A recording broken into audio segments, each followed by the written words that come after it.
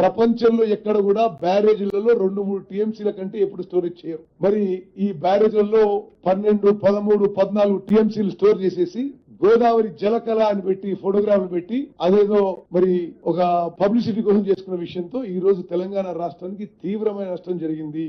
నిన్నెక్కడ ఉత్తమ్ కుమార్ రెడ్డి మాట్లాడుతూ ఈ దేశంలో గాని ప్రపంచంలో గాని ఎక్కడన్నా బ్యారేజీలు కడితే 2 టీఎంసీలు 3 టీఎంసీల కంటే ఎక్కువ నిల్వ సామర్థ్యం ఉండదు అని మాట్లాడి. మరి ఆయన అయితే చదువుకున్నోడే, విజ్ఞుడే, విజ్ఞానవంతుడే, కానీ ఆయన కూడా అవివేకంతో, అజ్ఞానంతో లేదా రాజకీయ దురుద్దేశంతో తప్పుడు మాటలు మాట్లాడుతున్నారు. 2 టీఎంసీలు 3 టీఎంసీల కంటే బ్యారేజే లేదట. మన దేశంలోనే గంగా నది మీద ఫరక్కా బ్యారేజ్ 30 టీఎంసీల సామర్థ్యంతో ఉన్నది. దాని డెడ్ స్టోరేజ్ 7 టీఎంసీలు ఉంటది ఫరక్కా బ్యారేజ్ లో. వీళ్ళంటారు మేడిగడ్డ, అన్నారం, సుందిల్లా 7 టీఎంసీలు, 6 టీఎంసీలు కెపాసిటీని ఎట్లా కడతారు? 2-3 కంటే ఎక్కువ ఉండదు అన్నారు. ఇవాళ చూస్తే ఒక్కటి కాదు, అస్సాంలో సంకోష్ బ్యారేజ్ 15 టీఎంసీల సామర్థ్యం. అదే విధంగా వెస్ట్ బెంగాల్ లో దుర్గాపూర్ బ్యారేజ్ 20 టీఎంసీల సామర్థ్యం.